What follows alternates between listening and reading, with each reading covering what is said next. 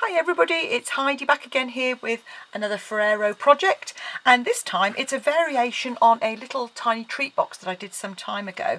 And following somebody had cased mine, I'm actually doing a version that holds Ferrero, but you've got a bit of a surprise at the end as to how it's actually going to finish up. So there's the triangle treat box. It's a bit like the Cutie pie one, but you can just fit a Ferrero in there. And this is using the Watermelon Wonder cardstock. So the box just folds closed there. But you'll see I haven't put much decoration on, but there is a reason for that later.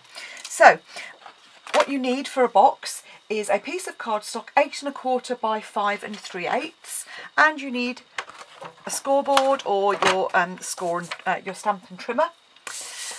So start off with the long edge, and you're going to score at 2 1/4, at 4 1/2, and at 6 3/4.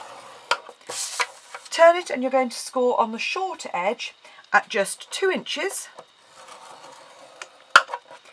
and 3 3/8. So 3 3/8 there. That is all the scoring done. And what you need to do now is take a bone folder and just reinforce all of those creases. Okay, so in UK cardstock you can actually get 2 of these out of a single piece of A4. You could make it very slightly shorter to fit the US cardstock at I think that's 8 and an 1/8, or is there slightly long? Anyway, it should work with both US and UK cardstock. So you're now going to cut away quite a bit of card. So starting at the end, which has got the smallest box, this is going to your tuck-in flap. Just notch out only very slightly and cut away that bottom one. And I'm doing both sides as we go along, so I've just found it easier to do that. Okay, on the next one, you're going to cut down from the side and cut across around about 1/3 of the way. Doesn't have to be precise. Okay, so both sides about 1/3 of the way, and then cut a fairly steep angle out.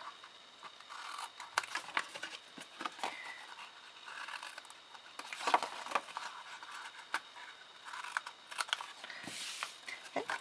So move on to the next piece. Now I'm going to use my big scissors here because it just saves, you can mark this if you want to, if you're nervous at all, but I'm going to come from the point here all the way across on the diagonal. Okay, and the same on the other side. Then I'm going to come in and just come in to make a triangle here.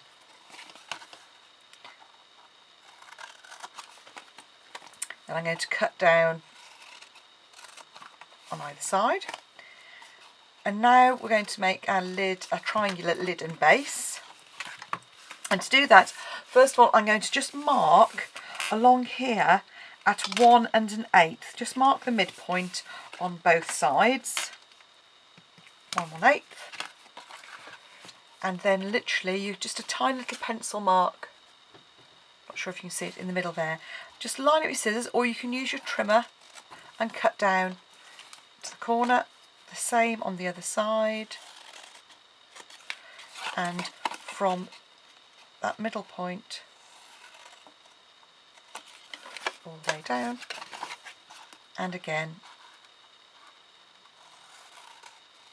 Okay, so you should end up with a piece of cardstock that looks like this. And now what I'm going to do is I'm actually going to use wet glue, some Tombow here, and it's on the second triangle. I'm just going to put some glue on either side, and then just fold up carefully and line that up. Oh, I haven't done my triangle very well on that, but I'll show you what to do if that's the case. See, that one actually is quite perfect. This one I've just come, you can see I've just come a little bit long, So all you're going to do, you just need to take your scissors and trim it. Okay, so not the end of the world. Okay, so that's actually your box, and all you're going to do is that tucks in. Just need to be careful not to catch it on those inner ones until they're actually glued in. Okay, so there's your basic treat box. You'll see a Ferrero just sits nicely in there.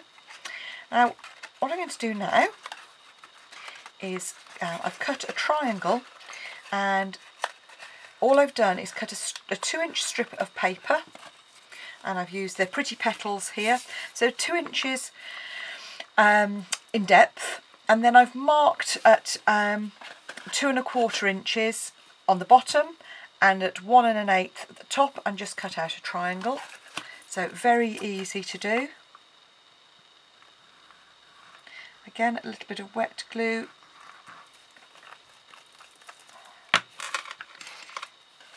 And then that just lines up on the top there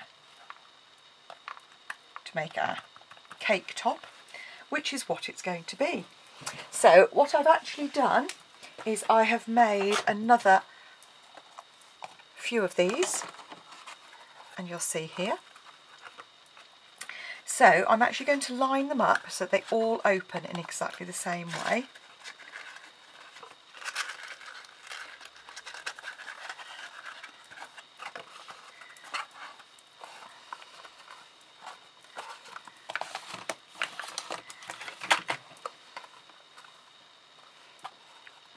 So that the opening is actually flat on my desk here. I'm then going to take a piece of our lovely Watermelon Wonder, which I'm actually going to cut about 6 inches longer at each end.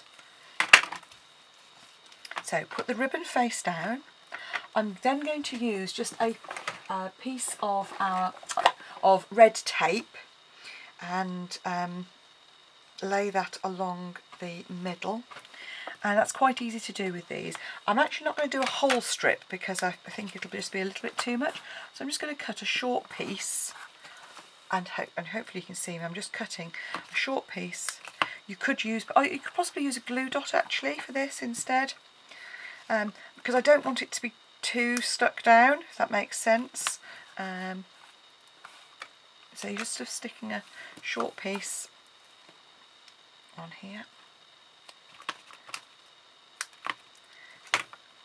I know it's not very exciting watching me cut tape, but it's not the sort of stuff you can kind of have and stick around, because otherwise I would end up covered in bits of tape.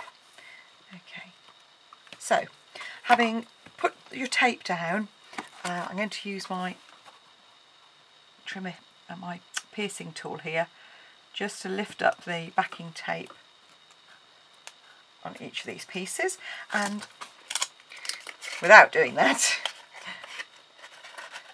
is actually to pop the ribbon there, and you'll see, hopefully, I'm just going to line up.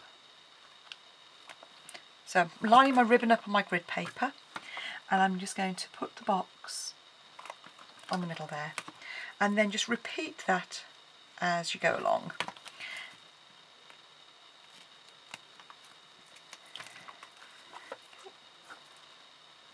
So you can then line up your second box.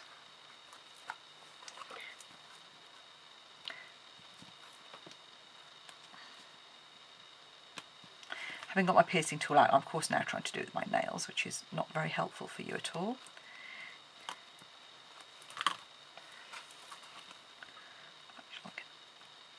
This Watermelon Wonder ribbon is a lovely wide ribbon, and I don't use wide ribbon very often, and to be honest with you, even though it said it's 1 inch wide, I kind of hadn't noticed. So when it arrived, I was really surprised, because like, that's really wide ribbon.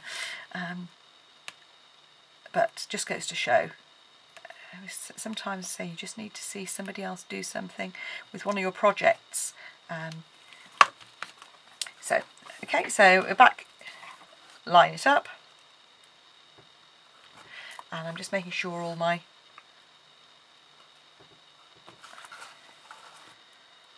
boxes are in place. So this is the last one going in place, and then you'll see, she says you'll see, having not pressed down very firmly, you won't see because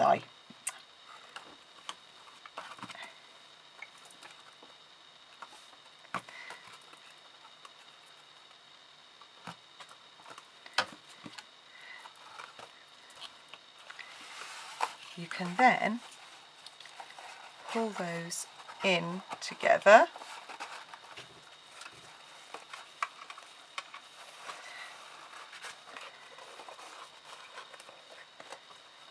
and tie a bow.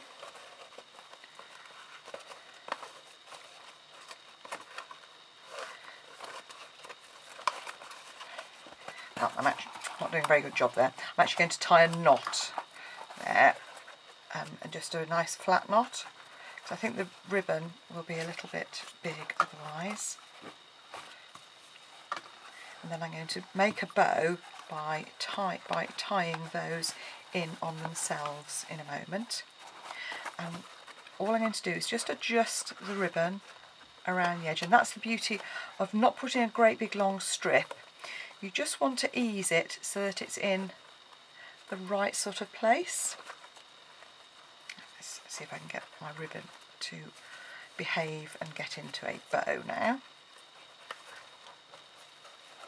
There we go. Just ease that and just trim that tail. So there you go, you'll have your lovely 6 Ferrero, and it kind of looks nice, but what I've done is I've made a little cake to go on the top.